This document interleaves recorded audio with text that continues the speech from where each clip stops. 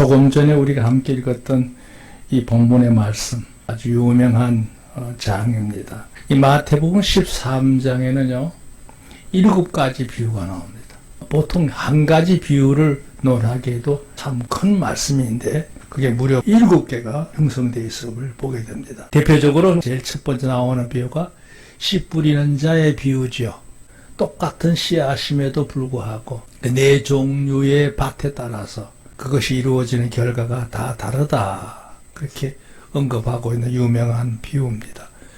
그 비유는 여러 가지 면에서 적용이 될 수 있는 큰 비유입니다.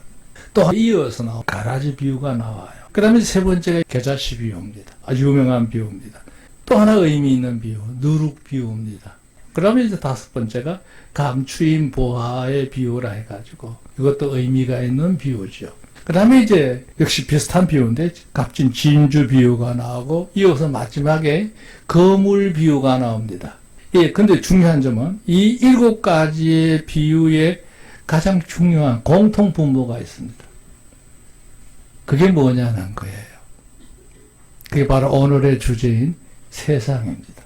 오늘은 삶의 계자시 50번째 시약 글자는요, 흔히 말하면 뭐 대세라기도 하고 인간세라기도 하고 여러 가지 요소로 설명하고 있는 세자입니다. 근데 이 주된 단어는 뭐냐면 세상, 좀 더 구체적으로 얘기하면 세속 사회를 의미합니다. 옆에 한문이 만들어진 형성된 가정의 글자가 하나 나오죠. 예, 간단합니다. 상형 문자였는데 어느 학에는요, 여기 이제 나무 모양이 하나 있죠. 나무가 이제 봄에 움이 돋아나서 꽃이 피고 왕성하게 자라다가 가을이 되면 나무가 한 해를 살죠. 물론 잡초 같은 경우는 한 해 살입니다만 이 일반 나무들은 이제 계속 나이가 들면서 거목이 되지 않습니까? 그 개념을 따라 만든 이 상형 문자가 바로 세자의 기본 글자예요. 근데 이제 요게 이제 세월이 가면서 횟수가 갈수록 쌓여가잖아요. 그래서 이걸 갖다가 이제 의미를 부여할 때 세대를 이뤄가는 거구나, 이렇게 이제 역사를 이뤄가는 거구나 하는 개념이 붙으면서 해의 문자로 바뀌어요. 소위 말하면 여기 나왔죠. 세상, 세대, 생애, 한 사람의 생애. 그러니까 우리가 태어나서 세상을 마칠 때까지 내가 살아온 삶의 길 그 자체도 내가 살아온 한 세계예요. 그게 다 이 세자에 포함되는 거예요. 그러니까 개념적으로는 세상이라는 건 단순히 문 밖에 있는 타의 모습을 말하는 게 아니라 내가 살아가는 삶의 모습을 말할 때 이 세상, 세대 이걸 다 쓸 수 있다, 이렇게 말할 수 있어요. 그러니까 오늘 우리가 다루고 있는 이 9단계의 중요한 요소는 뭐냐, 세상 속에서 성도는 어떤 모습으로 살아가야 되느냐 하는 것을 논할 때 우선 오늘은요, 이 세상에 대한 이해를 돕는데 목적을 두고 있어요. 도대체 세상이라는 게 뭐냐? 당연히 우리가 쉽게 생각할 수 있는 일이지만 이게 따지고 보면요, 복잡합니다. 제가 이 세상에 대한 개념을 성경에 있는 모든 언어를 다 찾아봤어요. 근데 그 의미가요, 참 쉽지 않아요. 그 왜 그러냐니까, 그게 쓰이는 용도에 따라서 이 세상이란 용어 자체가 의미가 달라져요. 그래서 우리가 말하는 이 세상이 뭐냐 그랬을 때 이걸 잘 이해하셔야 돼요. 히브리어도 한 대표적인 게 3가지가 있고요. 헬라어도 코스모스라고 하는 단어가 있는데요. 여기 문제는 뭐냐, 그게 어떤 용도에 따라서 쓰여지느냐에 따라서 그 의미가 달라져요. 오늘 여기 부제로 제목을 다룰 때 세상은 뭐라고 해야 되나 이렇게 정의를 내리려고 하니까 마땅치 않아가지고 여러 가지를 써다가 최종적으로 결정한 게 바로 이겁니다. 역할을 해야 되는 곳, 성도들의 사역지다, 임무를 맡은 사명지다, 농사꾼으로 말하면 소위 말하는 농경지예요. 이게 바로 세상이 아니냐, 이렇게 결론을 내리기도 했어요. 어쨌든 오늘 그런 점을 우리가 함께 나누려고 합니다. 자, 보통 이제 세상 하면요, 우선 개념 정리하고 합시다. 세상은요, 우리가 흔히 말하는 이 자연세계, 온 세상, 하나님께서 천지를 창조하시고 하늘의 세계와 땅의 세계를 만드셨잖아요. 이 다 세상, 하나님 만드신 온 세상 아닙니까? 이거는 오늘 개념에서 빠집니다. 이건 해당이 안 돼요. 오늘 우리가 따로 말하고자 하는 이 세상은 뭐냐? 사람들이 군집을 이루면서 형성해 나가고 있는 삶의 자리들, 흔히 말하면 이름하여 세속사회를 의미합니다.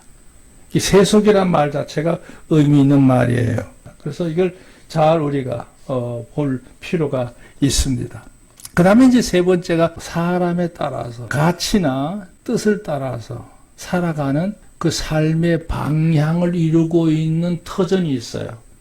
일반인들이 살아가는 세계, 불안당 같은 사람들, 악인들이 살아가는 세계, 성도들이 살아가는 세계, 같을 수가 없죠. 하나의 세계입니다. 세계.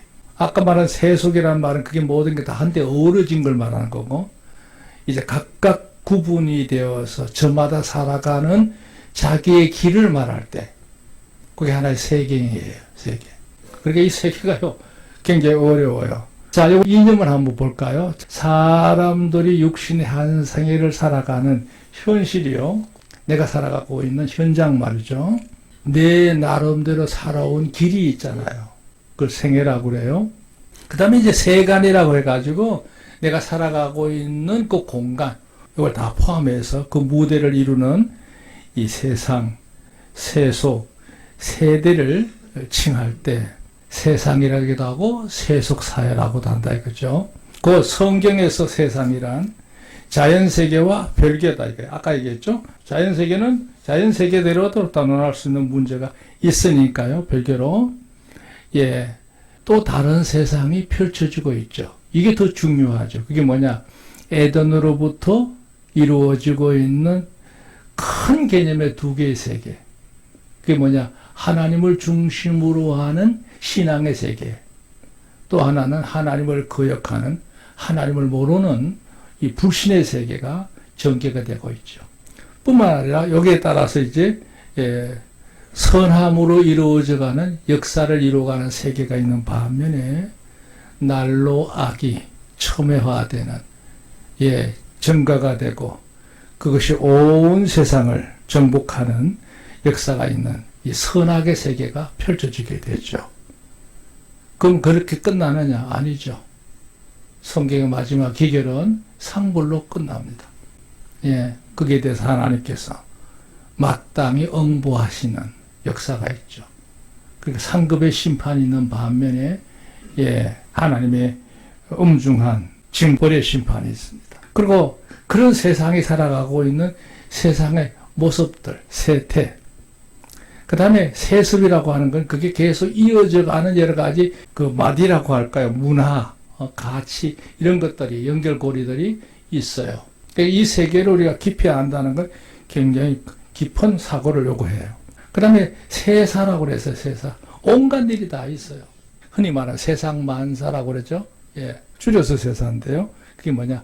세상에는 갖가지 일들이 있는데요. 그 모든 일들이 양론이 되어 있어요. 엄연히 구분되어 있는 겁니다. 그리고 그것이 각각 저마다의 힘을 가지고 뭉치고 있어요.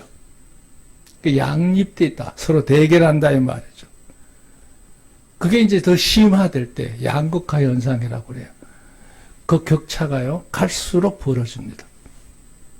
이게 뭔 말이냐? 세상에는요 단순하지 않아요. 우리가 미처 깊이 생각하지 않는 깊은 세계가 있는 거예요. 자연세계가 아니죠. 이념의 세계도 그렇고 살아가는 사람들의 가치관이에요. 의식의 세계가요 다 다른 거예요. 그러니까 우리가 이런 세속 사회에서 우리 성도들이 어떻게 살아가야 되냐는 가치관을 바로 잡는 거는요 여기에 대한 세상에 대한 이해가 되어야 가능해요. 우리가 살아가는 한 생애는요 한 세대는요 그렇게 간단하지 않습니다. 여기에는 마땅히 그에 따른 엄청난 중요한 책임들이 부여되어 있다는 사실을 우리가 아셔야 돼요. 자, 두 번째 문답 봅시다. 따라서 그리스도인들은 세상에 대해서 바르고 건강하게 이해를 해야 되고요. 예, 비관적으로 또 너무 또 지나치게 낭만적으로 그렇게 생각할 필요는 없어요. 예, 반듯하게 이해를 한단 말이죠. 그리고 뚜렷하게 내가 어떻게 살아야 될 것인가 하고 하는 이념, 가치관을 정립하는 게 중요해요. 되는 대로 아무렇게나 사는 것이 아니죠. 그리고 이상이라는 게 뭐예요? 가장 내가 옳다고 여기는 거, 확신하는 거, 뚜렷한 목적의식을 갖고 사는 거. 그 이상이 정립되어야 되는 것이 우리 그리스도인들입니다. 어디에도 나옵니다만 우리는 아무렇게나 살아가는 존재가 아니거든요. 예. 그에 대한 우리가 이해는 확신이 필요하고요. 이념에는 확립이 필요하고요. 예, 이상에는 확정이 필요해요. 흔들림이 없어야 된단 말이죠. 이는 우리 인생들이 살아가는 날들이 예, 그냥 아무 생각 없이 되는 대로 그냥 그때그때 이루어지는 생각들 가지고 살아가는 모습들, 그건 있을 수가 없는 것들이에요. 예, 무념. 통념이라는 말은 뭐냐면 사람들이 보편적으로 생각하고 있는 대중적인 것들, 대세를 따라서 하는 거. 그게 따라서 그냥 사는 건 편하겠죠. 근데 그건 책임의식을 가지고 있는 사람이라고 하면 있을 수 없는 일이에요. 그 다음에 망념이 있어요. 망념. 온갖 잡념. 예, 이것저것. 갈피를 잡지 못하고 헤매는 여러 가지 생각들. 그러니까 생각 없이 사는 것도 문제고 통념을 따라 사는 것도 문제고 잡스러운 생각들로 가득 찬 그런 습생이나 충동 때문에 우리 인생을 여기 보세요. 방심해요. 예, 그냥 아무렇게나 되는 대로 사는 거예요. 방랑은요, 헤매는 걸로 말하는데요. 예, 우왕좌왕하는 거. 그냥 기분 따라서. 그건 있을 수 없죠. 그 다음에 방중이에요. 자기 하고 싶은 대로 거칠 것 없이 행하는 여러 가지 이탈된 요소를 말할 때 방중이라고 그래요. 근데 이게 또 하나가 있어요. 망심도 있어요. 망심. 생각하는 것마다 옳지 않는 생각들로 이루어진 것들도 있어요. 그렇게 하기에는 인생의 날들이 여기 중요한 말이에요. 너무 짧지 않느냐. 여유가 없어. 제한적이야. 그 사람은요, 어떤 실수를 했을 때 빨리 깨닫고 돌아서야 그나마 삶의 날들 속에서 인생을 의미롭게 마무리할 수 있는 거지. 우왕좌왕하고 그냥 셀 대로 생각하고 아무렇게나 살면 그 인생에는 기대할 바가 하나도 없는 거죠. 없어요. 젊었을 때는 이런 말들이 그냥 어른들의 잔소리라고 생각을 했어요. 근데 제가 나이가 들고 보니까 그 모든 것들이 너무나 마음에 와닿는 거예요. 그렇구나. 이제는 생각뿐이지 기회가 없어. 이제 모든 걸 손을 내려놓아야 되는 일들이 너무 많은 것이 삶이로구나. 그러니까 기회가 주어졌을 때 보다 분명하게 판단을 하고 선택해서 거기에 매진해야 그나마 인생의 열매를 거둘 수 있는 농사꾼이 되는 건데 그냥 이것저것 사람 따라서 우왕좌왕 그냥 내 생각대로 그냥 기분대로 그냥 환경 따라서 적당히 살다 보면 내가 살아온 세상은 어때요? 볼품없게 되죠. 그런 면에서 오늘은 이 세상이라고 하는 개념에 대해서 우리가 생각해 볼 필요가 있어요. 이름하여 내가 살아가는 삶의 현장, 내 삶의 태도, 이게 나의 세계를 만드는 겁니다. 이 중요한 요소죠. 자, 일대지. 일반적인 거 한번 볼게요. 사람들의 세상은 어떤 세상이냐? 성경에서 세상이란 세계, 당대, 그리고 속세에 대하여 절대적인 구별이 없다. 아까 얘기한 것처럼 예, 세상이라는 그 용어 자체가요. 요건 요쪽이다. 이렇게 분명히 제시하지 않았어요. 그냥 보편적인 용어예요.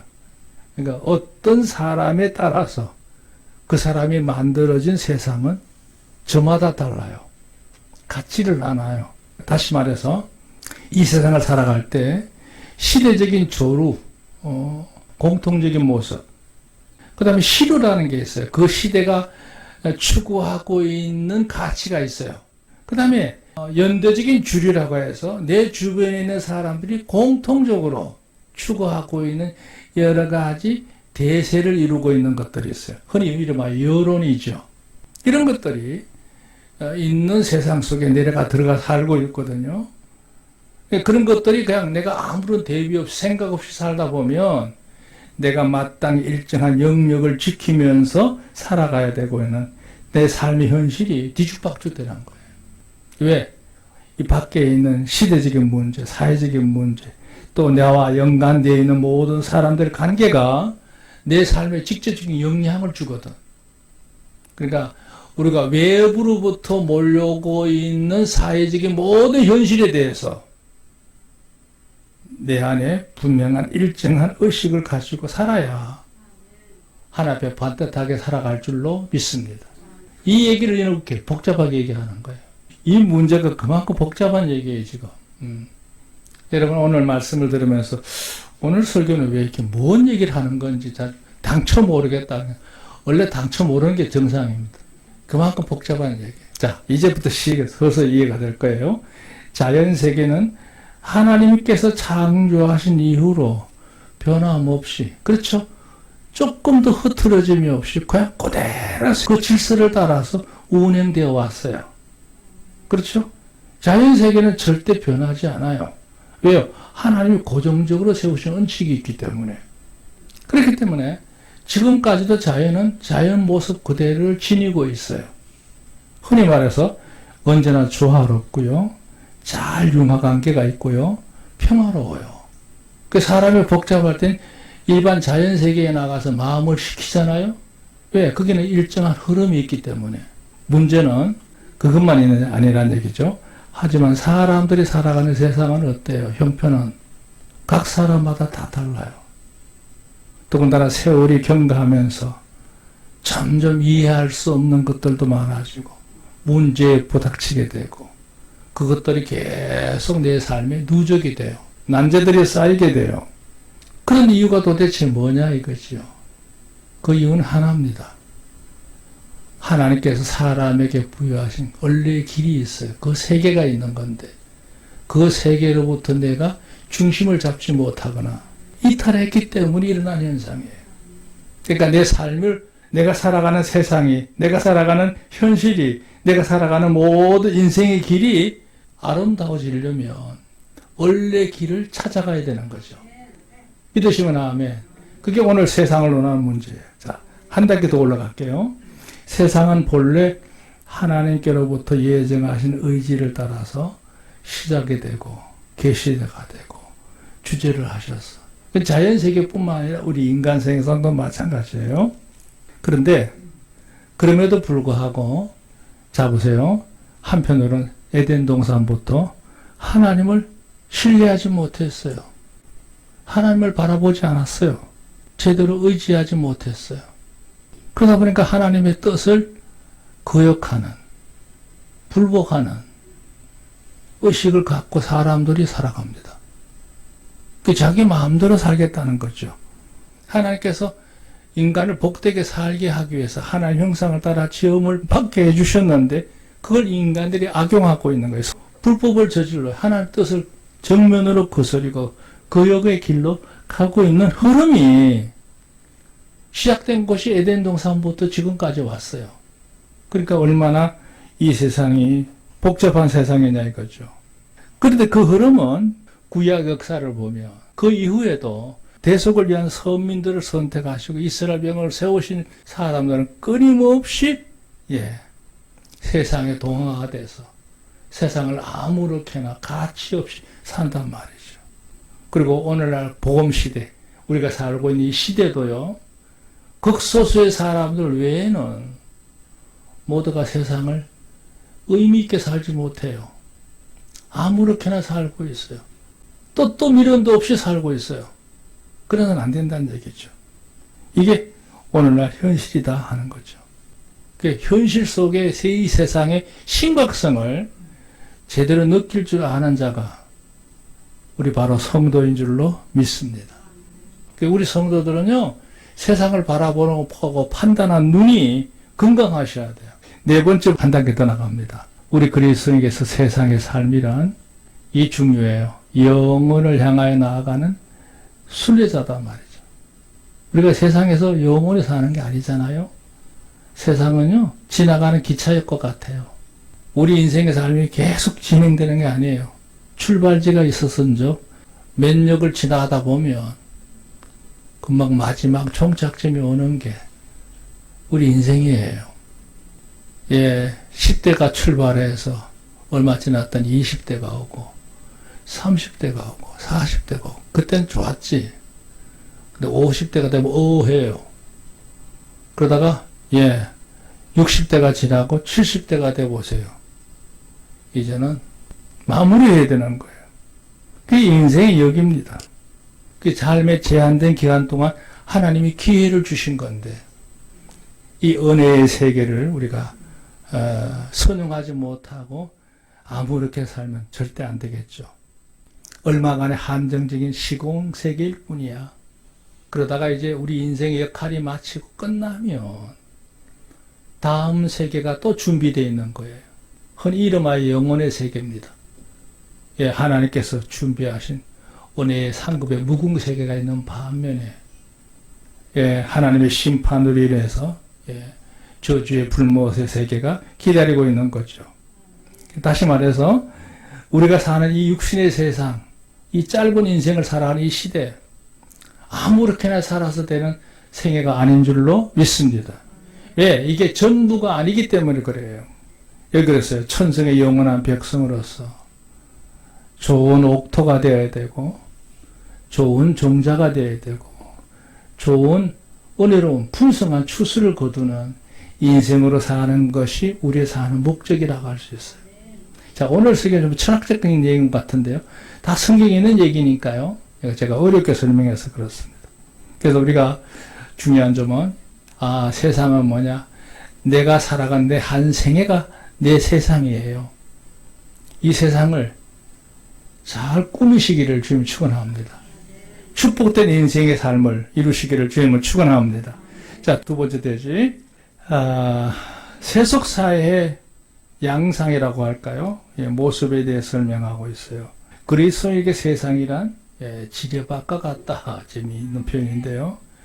세상에 살다 보면 아무렇게나 그냥 대충 사는 게 아니거든요.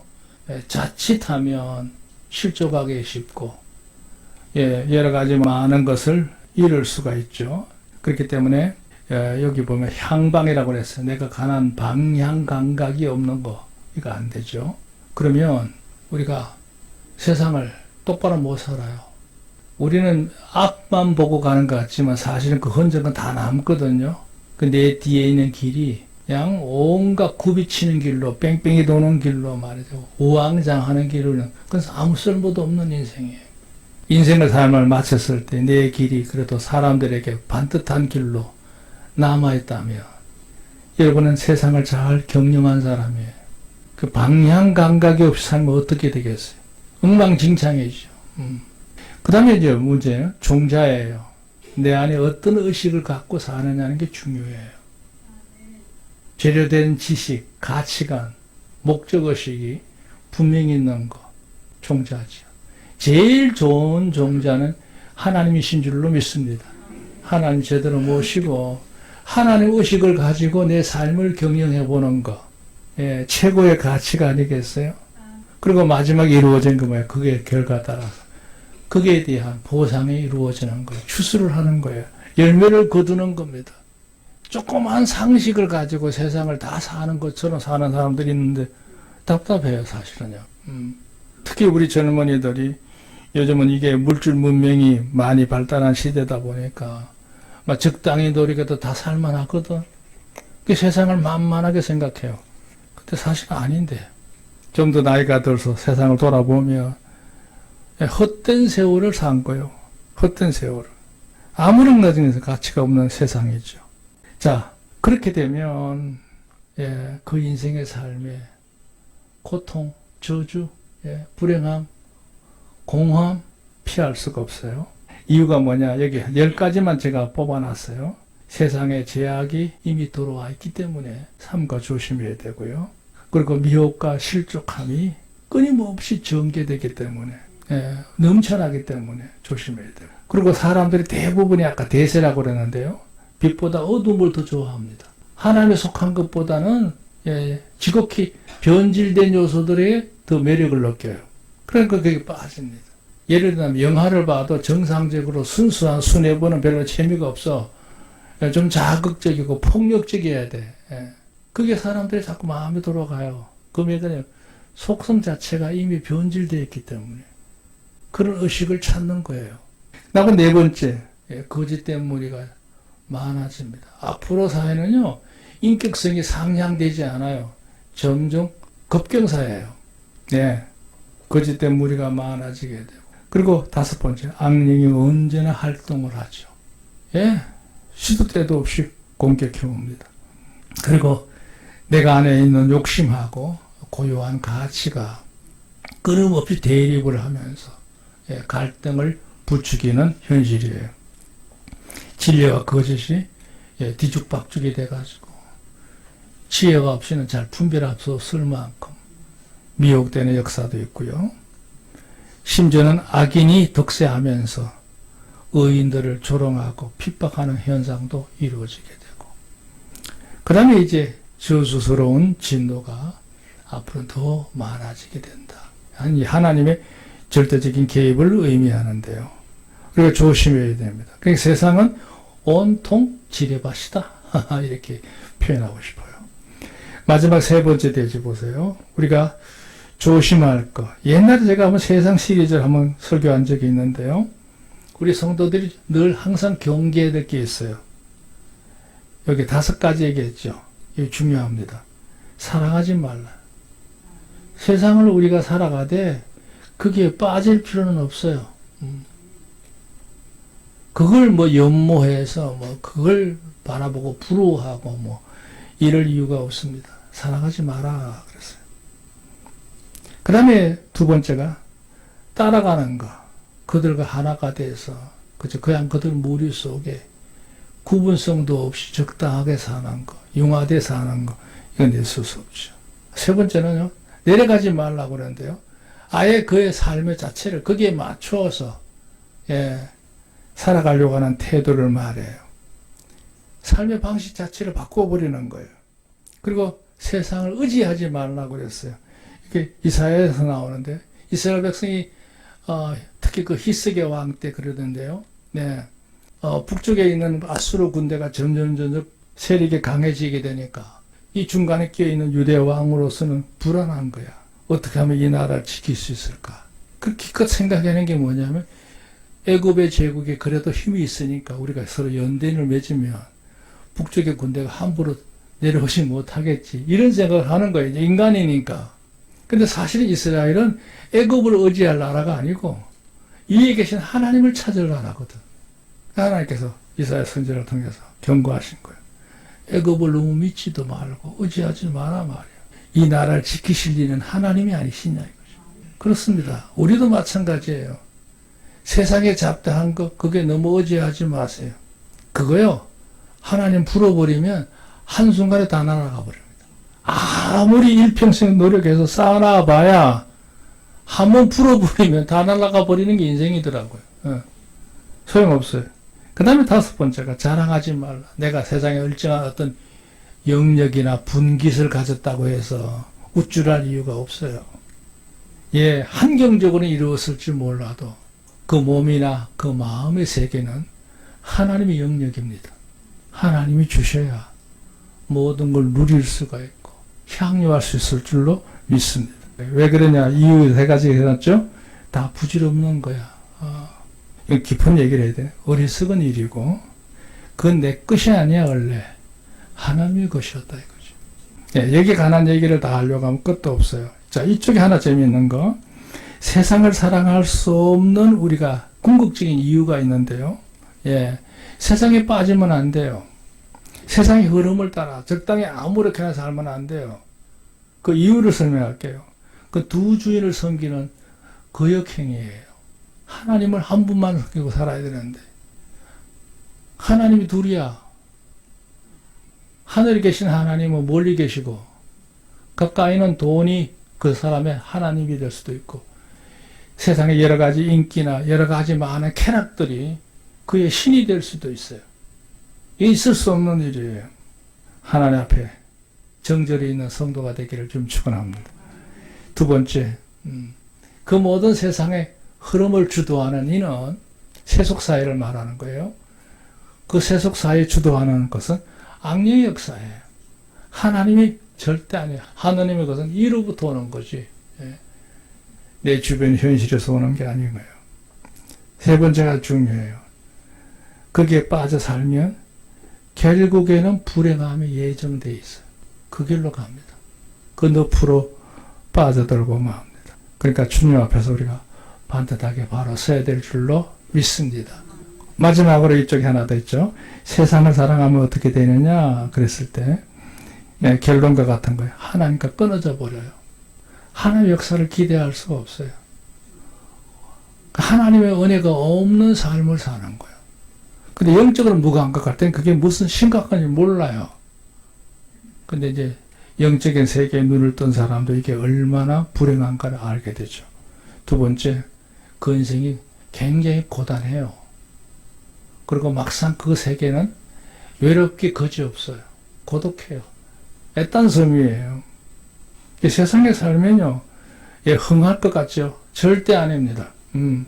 그게 따라가봐야 이룰 게 없어요. 세 번째, 저주스러움이 나도 모르는 사이에 가까이 와 있어.